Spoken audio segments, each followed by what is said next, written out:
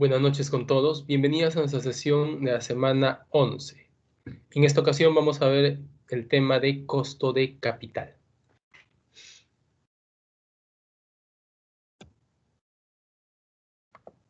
Antes de entrar de lleno a nuestro tema, vamos a ver algunos conceptos que son necesarios para poder entender lo que es el costo de capital. Uno es la creación de valor, el cual está asociado a dos conceptos importantes. Uno, atractivo de la industria, y segundo, ventaja competitiva. Si es que tú quieres invertir en una empresa, tienes que contemplar estos dos aspectos. Atractivo de industria tiene que ver con qué tan llamativa es una determinada industria por los beneficios que va a brindarte a ti como socio. Y la ventaja competitiva tiene que ver principalmente con el hecho de sobresalir sobre el resto de empresas.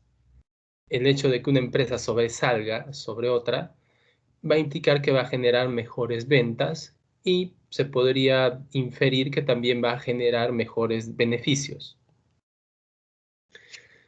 El atractivo de industria tiene 3 puntos. 1, etapa de crecimiento del ciclo del producto. El ciclo del producto tiene muchas etapas. En principio puede ser la introducción del producto, luego crecimiento, luego estamos en la meseta o madurez y luego en el declive. Entonces tú tienes que apreciar si la empresa en la cual tú deseas invertir o tu empresa, en cuál de los ciclos se encuentra. Esto para enfocarte en las estrategias que te permitan desarrollar mejor tu producto o tu empresa. Por ejemplo, si estás en un ciclo de introducción, una empresa va a tener que gastar mucho dinero o invertir en lo que es publicidad, marketing, desarrollo de productos, etc. Luego, si estás en crecimiento, de igual forma, se tiene que invertir bastante dinero. Es más, usualmente se recurre a deuda para poder un poco apalancar el crecimiento. De todas maneras, se va a invertir también en activos fijos, marketing, etc. Todo esto encaminado a que tu producto se consolide, llegue a la madurez, a la estabilidad. ¿De acuerdo? En la etapa de estabilidad, ya tu empresa no va a generar, digamos, demasiados gastos de inversión o de tal vez de publicidad, sino lo normal. Ya vas a llegar a un nivel en el cual vas a estar en el llano. Y obviamente te va a producir muy buenos beneficios. Y bueno, en el declive ya es cuando tu empresa ya está a la baja, tu producto ya no tiene demasiado consumo, no produce buenos beneficios, etc. Entonces tenemos que identificar claramente en qué etapa se encuentra nuestra empresa. Lo ideal sería invertir en empresas que estén en crecimiento y que estén en la etapa de madurez. Porque en la etapa de introducción, una empresa podría incluso quebrar, ¿no? Uno no sabe. Por eso la etapa de introducción es un poco, digamos, inestable en términos de beneficios, de ventas, etc. Luego, ¿qué tenemos que considerar? Barrera a la entrada de productos competidores.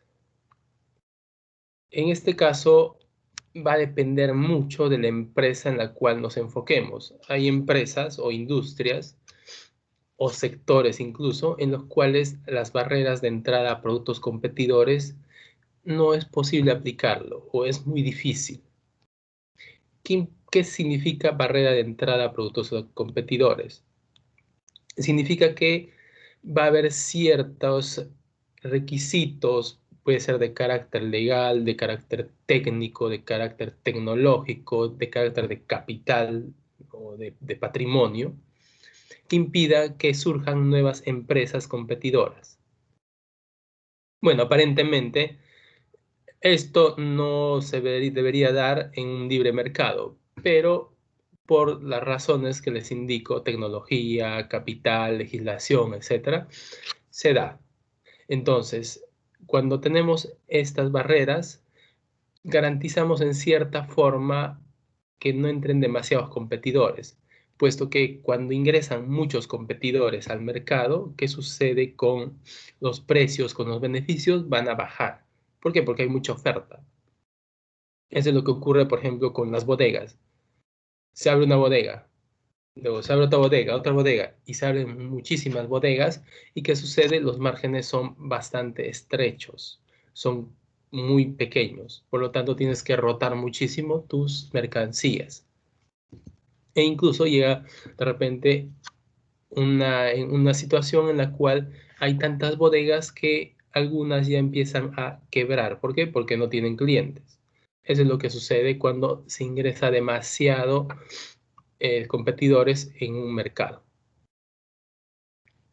Bien, hay otro ejemplo, hay otro aspecto también que debemos considerar respecto a ello.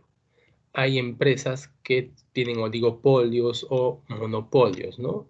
Bueno, monopolios, tenemos las empresas, por ejemplo, de servicios públicos, agua, luz. Entonces, ellos son monopolios, tienen cierto nivel de flujos de ventas garantizado.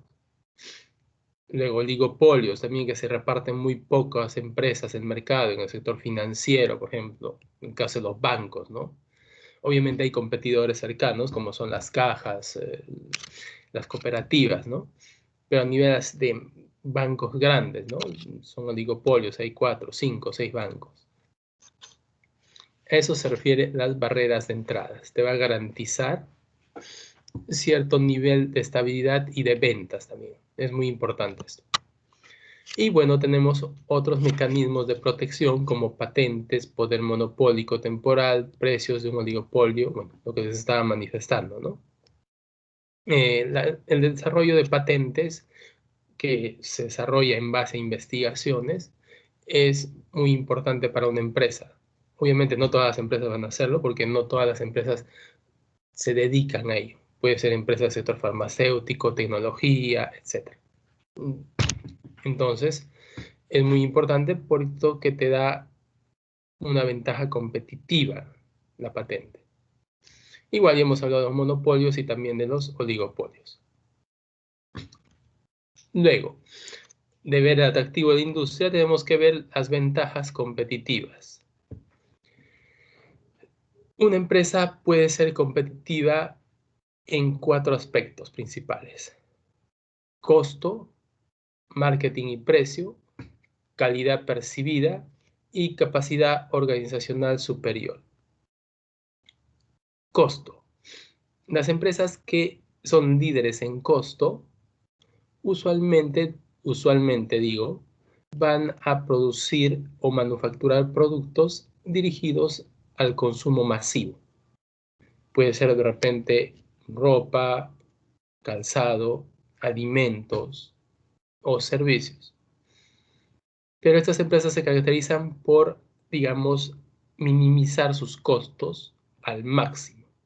Bueno, es una contradicción, minimizar al máximo. Pero es así como lo hacen.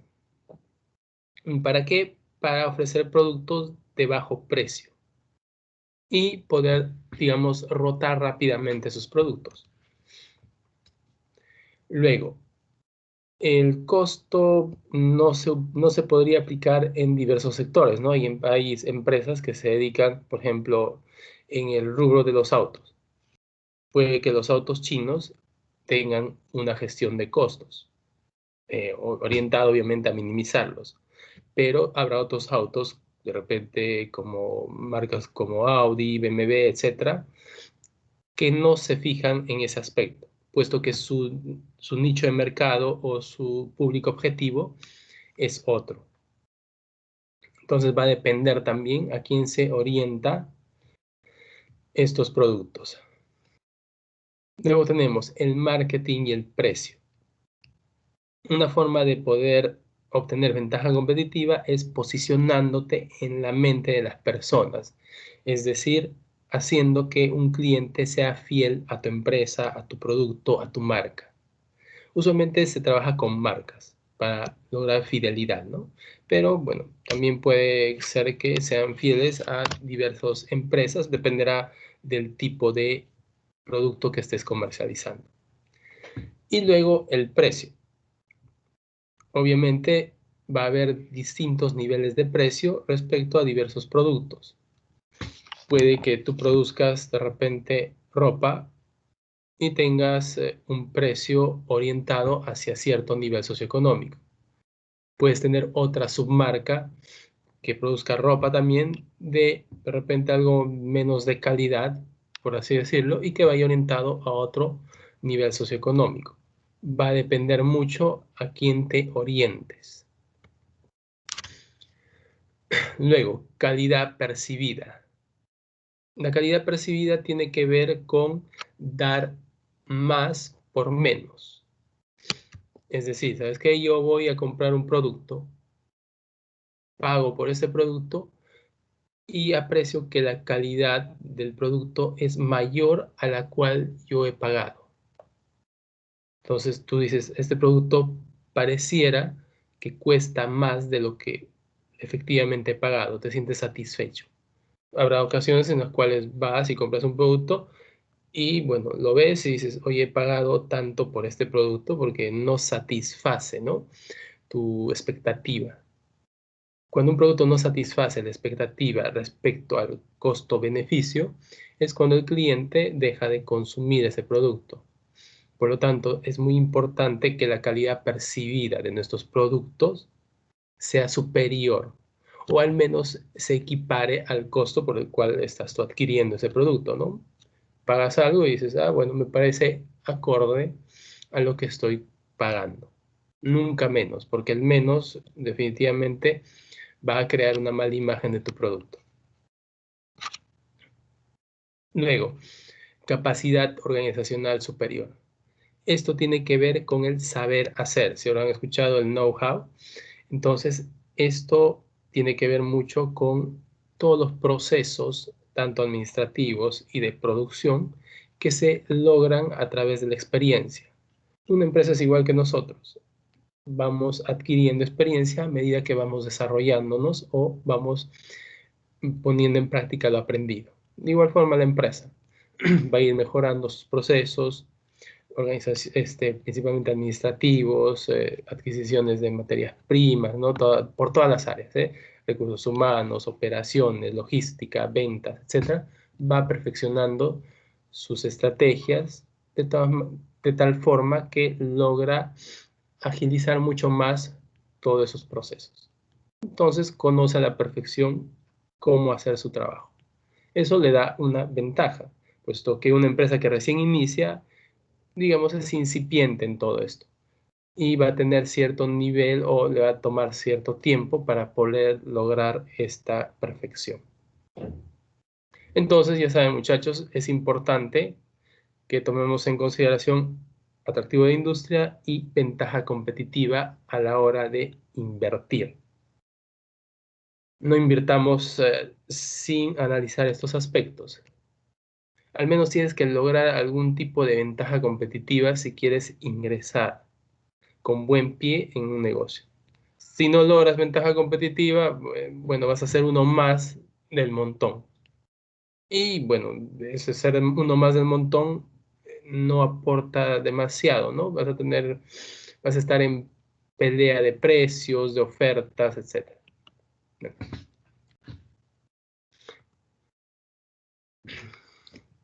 Cuando nosotros invertimos, hemos dicho que queremos maximizar el valor de la empresa. Es decir, generar riqueza para el accionista. Ese es el principal objetivo. Entonces, para poder hacer eso, tenemos que enfocarnos en tres decisiones. Una, la decisión de inversión, la decisión de financiamiento y la decisión de dividendos. ¿Qué tienen que ver, no?, con las decisiones financieras? Tienen que ver mucho. Decisión de inversión es en qué proyectos voy a invertir. Y no solo en qué proyectos voy a invertir, sino evaluar los proyectos que tengan un rendimiento superior con una tasa mínima exigida. ¿De acuerdo? ¿A qué se refiere la tasa mínima exigida? Tiene que ver con una regla. A mayor riesgo, mayor rendimiento. Y a menor riesgo, menor rendimiento. ¿Se acuerdan que vimos esto en la clase pasada, en la semana 10? Lo que es riesgo y rendimiento.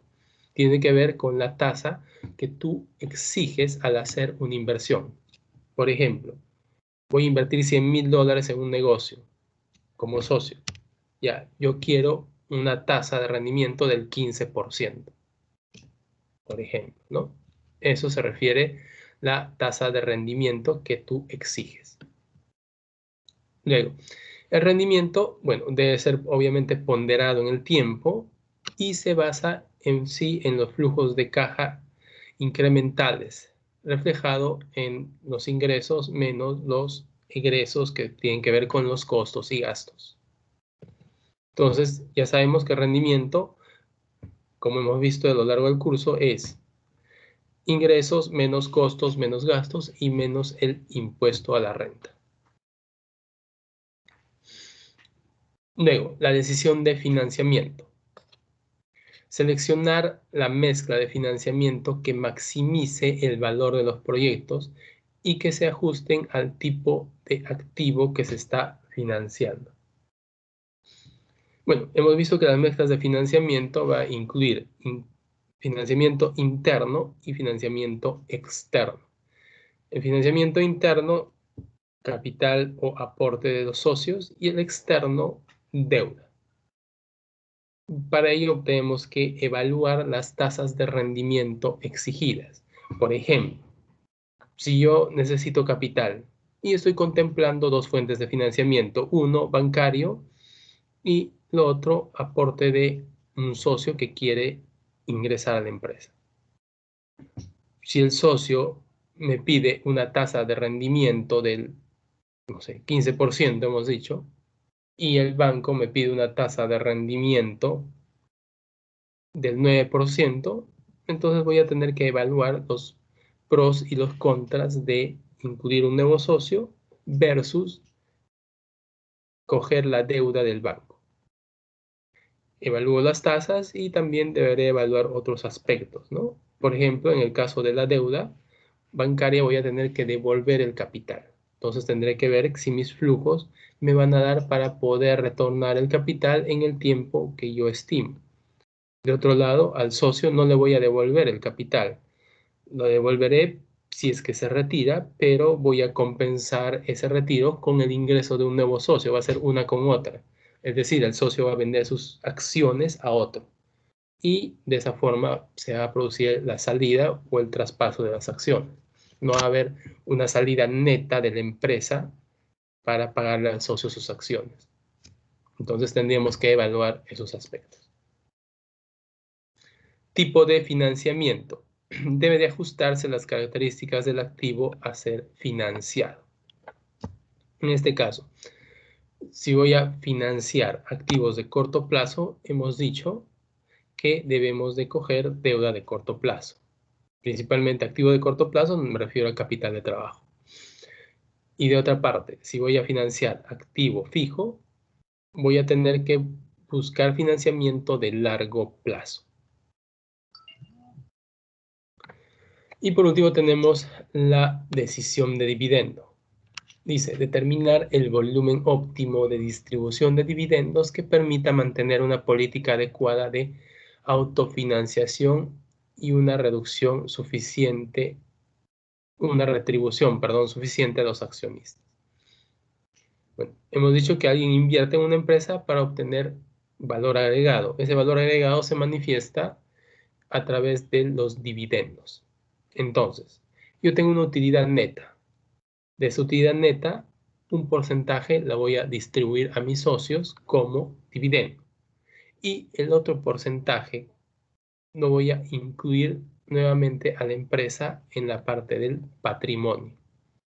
Entonces tenemos que determinar qué parte vamos a distribuir y qué parte vamos a quedarnos en el capital de la empresa. Dice, cantidad de dividendos. Considerar el excedente de efectivo una vez cubierto las necesidades de liquidez del negocio. Entonces, eso es muy importante.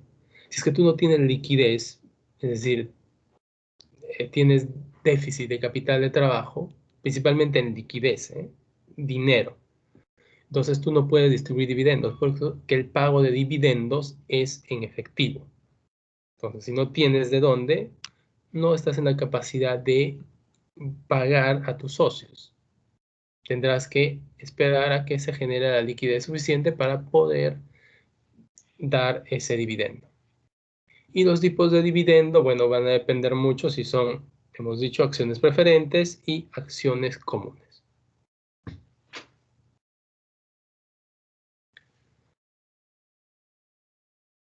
Ahora sí, entramos a lo que es el costo de capital. El costo de capital de una empresa es su costo de oportunidad. El costo de oportunidad tiene que ver con elegir una opción que nos brinde el mejor costo-beneficio. Por lo tanto, tu costo de oportunidad va a ser la mejor segunda opción que dejaste de lado por escoger la que actualmente tienes. El costo de capital es un concepto económico y está basado en el costo de oportunidad del capital invertido. Para el financista, el costo del aporte de los accionistas es real como el costo de la deuda y representa uno de los costos más significativos antes de llevar a cabo una inversión. Por lo tanto, ¿qué podemos sacar de esto? Que el costo de capital se refiere, uno, al costo de la deuda que aportan, perdón, del patrimonio, del capital que van a aportar los socios, y al costo de la deuda. Puede ser a través de bonos, puede ser a través de los bancos. Entonces, ese es el costo de capital. ¿Para qué sirve el capital? Obviamente para invertir en activos corrientes y en activos fijos. Seguimos. El costo de capital es la tasa de rendimiento requerida por la empresa que satisfaga a todos los proveedores de capital. Tenemos un ejemplo. Suponga que pide prestado dinero a dos amigos, a dos costos diferentes, es decir, cada uno de sus amigos tiene expectativas de rendimiento diferentes. Luego agrega parte de su propio dinero con expectativa de al menos cierto rendimiento mínimo y busca una inversión. ¿Cuál es el rendimiento mínimo que puede ganar para satisfacer el rendimiento esperado de los proveedores de capital? Entonces, vamos a ver en el siguiente cuadro cómo determinamos ello. Tenemos nuestros proveedores de capital, 3 personas, ¿no? Buba, Dolly y usted. Capital invertido por cada uno de ellos. Buba, $2,000, Dolly, $3,000 y usted, $5,000. ¿Cuánto estamos teniendo de capital? La sumatoria, 10,000. Luego, las expectativas de rendimiento que tienen cada una de estas personas es: Buba espera ganar un 5%, Dolly un 10% y usted un 15%. Podríamos también asemejar estas expectativas al comportamiento de las personas respecto al riesgo.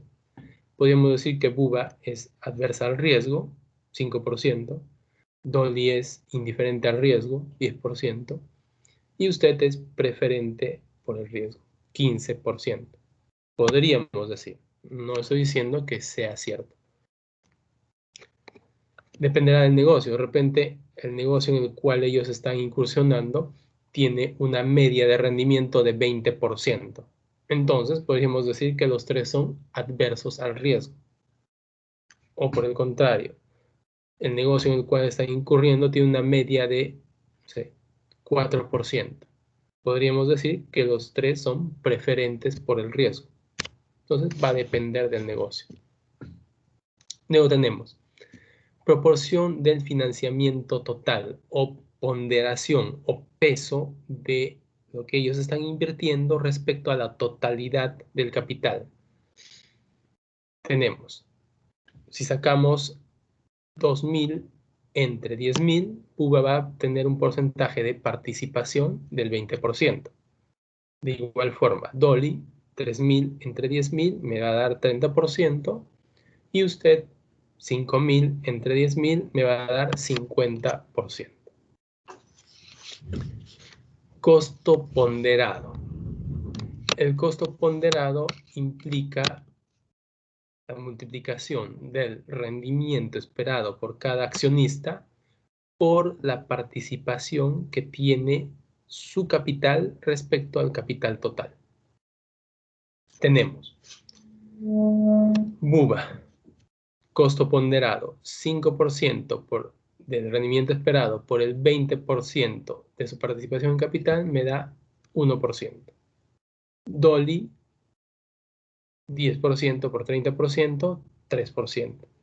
Y usted, 15% por 50%, 7.5%. La suma me da 11.5%. Esto es en porcentajes. Ahora, si es que quiero calcular en términos monetarios, simplemente multiplicamos, ¿no? 2.000 por 5% me da 100. 3.000 por 10% me da 300 y 5.000 por 15% me da 750, lo cual me da una sumatoria de 1.150. Entonces, este 1.150, que porcentualmente representa el 11.5%, va a satisfacer a las expectativas de rendimiento que tienen cada uno de estos aportantes. Por eso se llama costo ponderado de capital, como vamos a ver más adelante. Ahora vamos a ver las diversas fuentes de financiamiento, tanto a corto como largo plazo. A corto plazo hemos dicho que las fuentes de financiamiento deberían ser menores a un año. Y tenemos las siguientes. Cuentas por pagar a proveedores.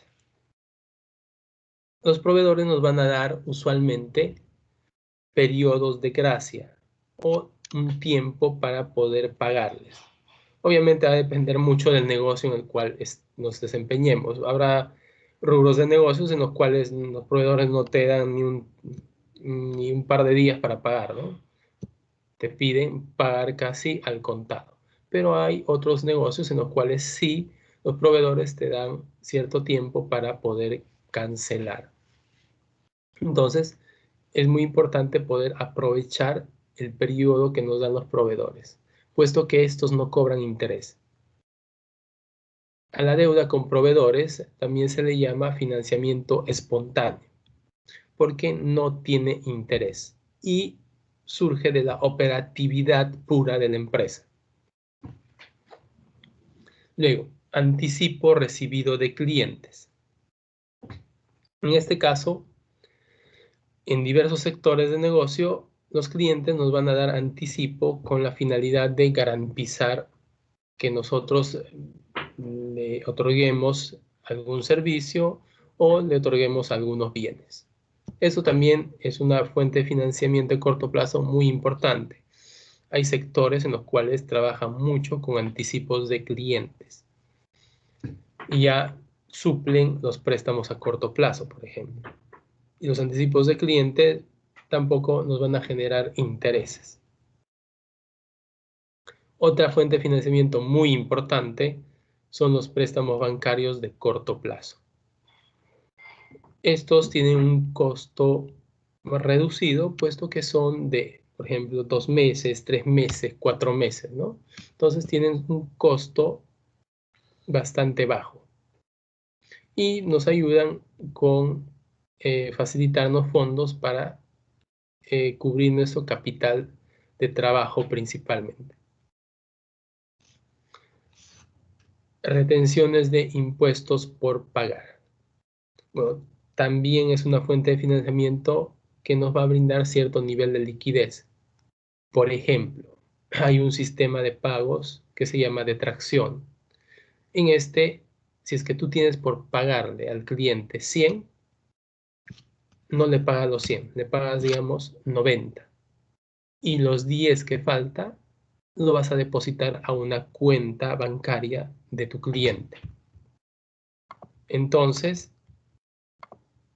tú puedes hacer el depósito de esos 10 soles hasta el fin de mes. Entonces, tienes un capital que puedes usar, ¿no?, en impuestos retenidos. Otro factor de financiamiento de corto plazo, tenemos las líneas de crédito, que bueno, que se asemejan en cierta forma a los préstamos bancarios de corto plazo. Bueno, que las líneas de crédito son para, digamos, disposición inmediata, ¿no? No te dan una línea de crédito y es que puedes gastar tanto y ya tú vas pagando según necesites. Y por último tenemos el factoring. Tiene que ver mucho con la compra de facturas. Por ejemplo, tú llevas al banco un lote de facturas porque necesitas liquidez. Entonces, el banco te va a dar dinero por esas facturas. Obviamente te va a descontar. No sé, si tu total de facturas suman 1000, de repente el banco te pagará, no sé, 90, 85. Estoy exagerando tal vez porque nunca he hecho un factoring, pero te cobra algo. Una vez que tú llegues a cobrar a tus clientes, entonces vas y devuelves al banco lo que te ha dado. Es como un préstamo que tiene como prenda las facturas. Obviamente no cualquier factura, ¿no? No, o sea, tiene que cumplir ciertos requisitos que el banco te va a exigir.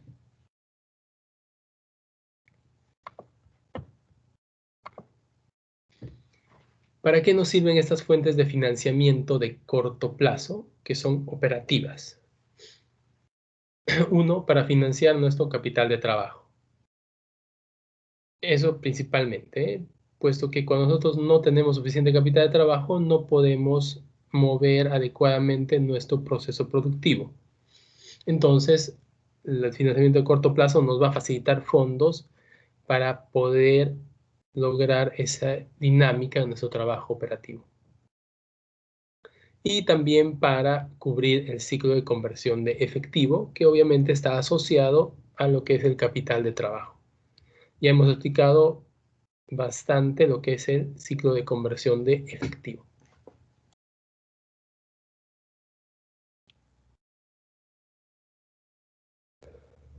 Luego tenemos financiamiento a largo plazo.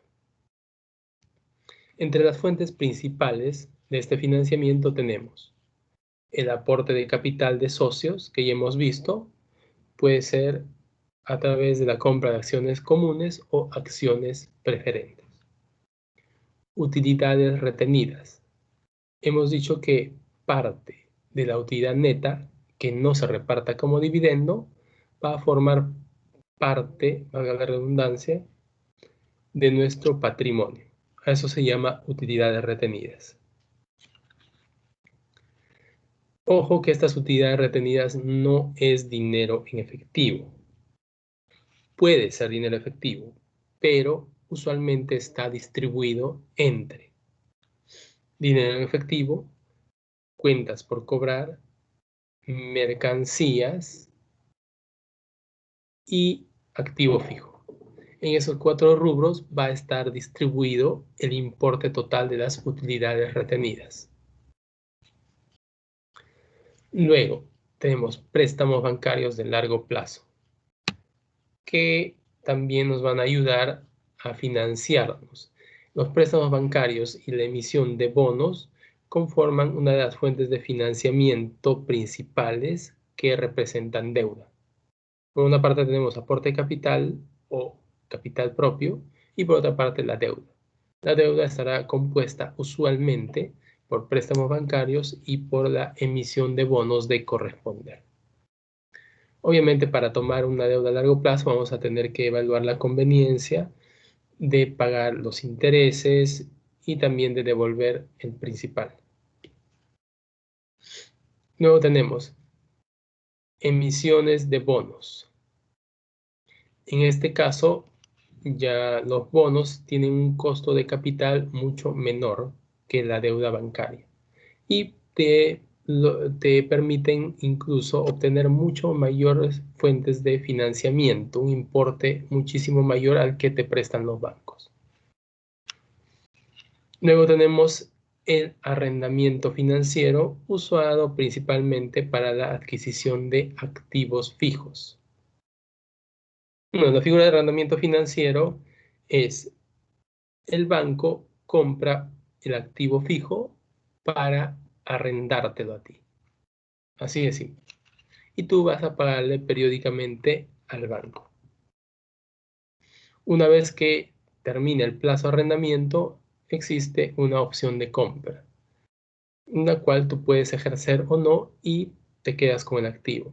Obviamente, cuando has terminado el plazo de arrendamiento financiero, técnicamente has pagado ya todo el costo del activo. Obviamente el banco, su negocio es que te pagues el interés. ¿Para qué nos sirve el financiamiento a largo plazo? Para inversiones de capital, que es principalmente compra de activos fijos. Y también nos sirve para nuevos proyectos, que obviamente los nuevos proyectos van a necesitar inversiones de capital, inversión de capital de trabajo, etc. Para eso nos sirve. Ahora sí entramos de lleno a lo que es el costo de capital. El costo de capital se compone por tres elementos principales: costo de la deuda, K sub D, costo de capital preferente, K sub P, y costo de capital común, K sub E. Estos constituyen el costo de capital total. Veamos cada uno de ellos. Costo de deuda, K sub D. Se refiere a la tasa efectiva que una compañía paga por su deuda actual. Deuda financiera o que posea interés. No tu deuda con proveedores, puesto que esta no tiene intereses. No tu deuda con, digamos, trabajadores. No, significa deuda financiera. El costo de la deuda es una parte de la estructura de capital de una compañía, que también incluye el costo del capital. Una compañía puede usar varias fuentes de financiamiento, hemos visto, ¿no? Bonos, préstamos, capital propio u otras formas de deuda, por lo que esta medida es útil para dar una idea de la tasa global que paga la compañía por su deuda. ¿Cuál es la fórmula de lo que es el costo de la deuda? P sub 0, que es el precio de mercado actual de la emisión de deuda, es igual a sumatoria de n con t igual a 1 de I sub t, que es el interés en el periodo t, más P sub t, que es el pago del capital principal en el periodo t, todo esto dividido entre 1 más K sub d. Hemos visto K sub d es el costo de la deuda elevado a la t. Esta fórmula principalmente se refiere cuando nosotros queremos calcular la deuda por bonos. Porque si nosotros queremos ver cuánto es el costo de mi deuda financiera, simplemente nos remitimos a los contratos de préstamo que tengamos con entidades financieras y vamos a poder encontrar claramente cuánto estamos debiendo. Es que por ahí no hay problema. Aquí esta fórmula, vuelvo a repetir, es para el caso de que tenemos que calcular una deuda de mercado, exactamente bonos. Ahora tenemos el costo de la deuda después de impuestos. K sub I dice, va a ser igual a K sub D multiplicado por 1 menos T. K sub D, costo de deuda, K sub I, costo de la deuda después de impuestos, y T es nuestra tasa impositiva.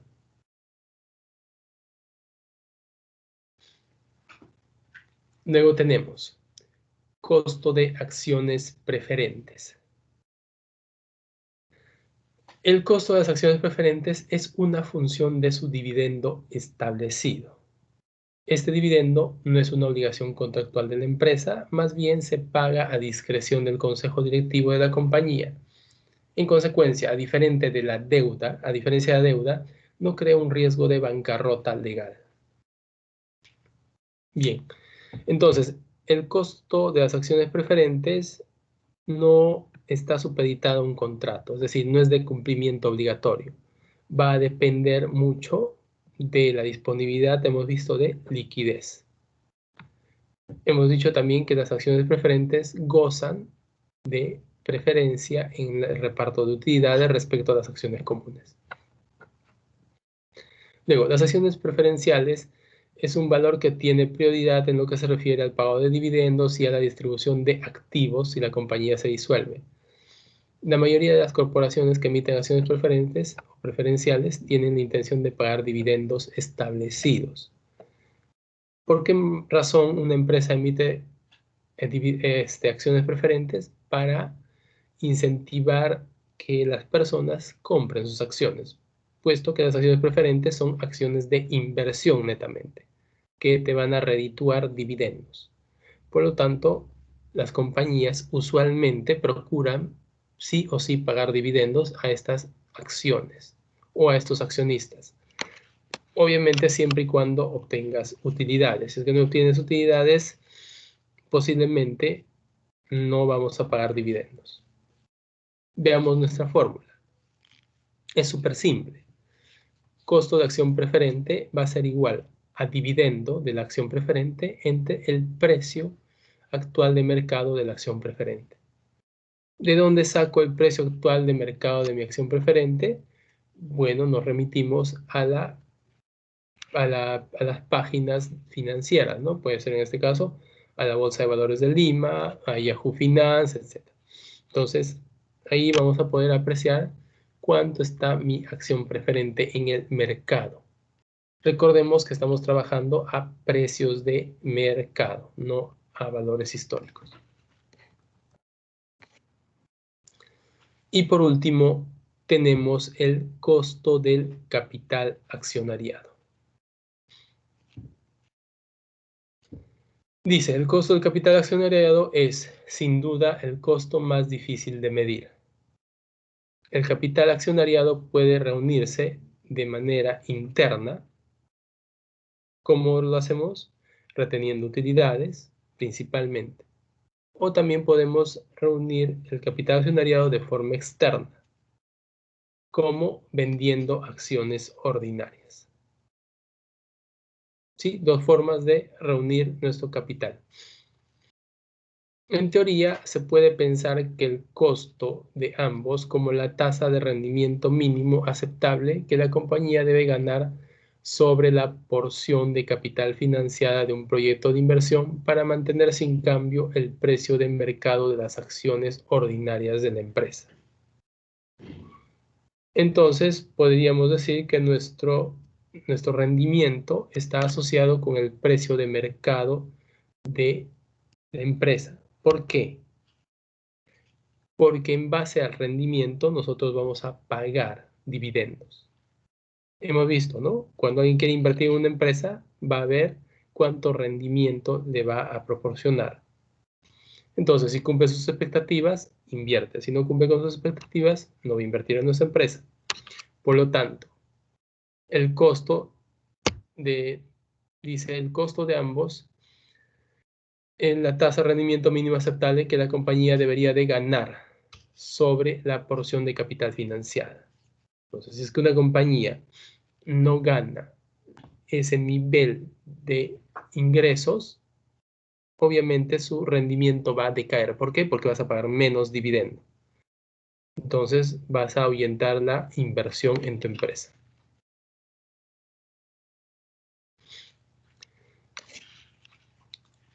Para poder calcular el costo del capital accionariado, es decir, el rendimiento que un accionista debería esperar, tenemos muchos modelos. Sin embargo, vamos a ver un par de ellos. Uno es el modelo de descuento de dividendos. ¿A qué se refiere este modelo? Se basa en la idea de que el valor de una inversión es el valor presente de sus flujos futuros, siendo los flujos futuros los dividendos. Entonces, para esto tendríamos que hacer una estimación, una proyección de cuántos flujos va a recibir la empresa en el futuro. Y de esa forma podríamos estimar nuestros dividendos y obviamente descontarlos, traerlos a valor presente. Según este modelo, el valor de una acción en el momento cero, P sub 0, es igual al descuento de sus dividendos futuros, D sub T, descontados a una tasa de rendimiento KE o KS. Entonces aquí se presenta cierto nivel de dificultad para poder estimar los flujos futuros. En todo caso, dicha estimación no va a ser 100% fiable, puesto que podría ocurrir alguna contingencia y no darse los flujos esperados. Entonces tenemos P sub 0, dice precio de mercado de una acción en el tiempo cero. Va a ser igual a la sumatoria hasta el infinito con T igual a 1. Entonces tenemos el dividendo esperado en base a la proyección de flujos entre 1 más K sub P, costo del capital de dividendo preferente, elevado a la T. D sub T, bueno, dividendo por acción esperado a pagar en el periodo T, K sub E, tasa de descuento apropiada, y bueno, y la sumatoria. El otro método para estimar el costo del capital accionariado es el CAPM, que es el Capital Asset Price Model que lo hemos visto en la clase pasada. Dice, en vez de estimar la secuencia de dividendos futuros de una empresa y luego despejar el costo del capital accionariado, podríamos enfocarnos directamente en el problema estimando la tasa de rendimiento requerida sobre las acciones ordinarias de la compañía. En este caso, el CAPM busca calcular la tasa de rendimiento que un accionista debería reclamar. Tenemos la fórmula rendimiento esperado va a ser igual a tasa libre de riesgo más, se abre paréntesis, rendimiento de mercado menos tasa libre de riesgo por la beta. Y hemos visto RF, tasa libre de riesgo, RM, rendimiento esperado para el portafolio de mercado, y la beta es el coeficiente beta de la acción J. Y de esa forma podríamos estimar nuestro costo de capital accionariado. Bien, ahora vamos a ver lo que es el costo promedio ponderado de capital, o WACC. Sus siglas en inglés, ¿no? Weighted Average Cost Capital, costo promedio ponderado de capital. Tasa que se espera que una compañía pague en promedio a todos los tenedores de valores que aportaron o cedieron recursos para financiar sus activos. El WACC se conoce comúnmente como el costo de capital de la empresa. Entonces, el WACC es un ponderado de todos los aportantes de capital. Tenemos WACC va a ser igual KE, que es costo de capital accionariado común, multiplicado por, abrimos paréntesis, E, que es capital, entre D más E, deuda más capital, más K sub D, costo de la deuda, multiplicado por D, que es deuda, entre D más E, entre deuda más capital. Si podemos ver E entre D más E y D entre D más E, ¿qué está representando? está representando la proporción o la ponderación tanto de la deuda como del capital respecto a la totalidad de la estructura financiera. Por eso estamos dividiendo capital entre deuda más capital. Y también estamos dividiendo deuda entre deuda más capital. Acá tenemos otra fórmula, pero en este caso estamos incluyendo impuesto y también estamos incluyendo otra nomenclatura para que no se confundan, puesto que también tenemos el WACC va a ser igual a BWS, peso de aportes de los accionistas respecto al patrimonio. También se conoce como WS. K sub S, rentabilidad exigida por los accionistas. Podemos llamarla K sub S o K sub E, como más les guste. Luego, W sub D, peso del aporte de la deuda respecto a la totalidad del financiamiento. Y K sub D, rentabilidad exigida por los que aportan recursos, en este caso deuda, multiplicado por 1 menos T, que es T es la tasa del impuesto. En este caso, tasa de impuesto nada más, no tasa de impuesto a las utilidades, ¿de acuerdo? Ah, bueno, sí. Tasa de impuesto a las utilidades está bien. Importancia del WACC. ¿Para qué nos sirve calcular el WACC? Aparte de saber el costo promedio ponderado de todos los aportantes del capital. Tenemos, mide la tasa de rentabilidad a la cual trabaja la empresa. Entonces, el WACC, al poder estimar cuánto le corresponde a cada uno de los aportantes de capital y ponderarla, nos permite saber a qué tasa está trabajando la empresa. Es decir, con cuál rendimiento va a satisfacer las expectativas de cada uno de los aportantes de capital a nuestra empresa.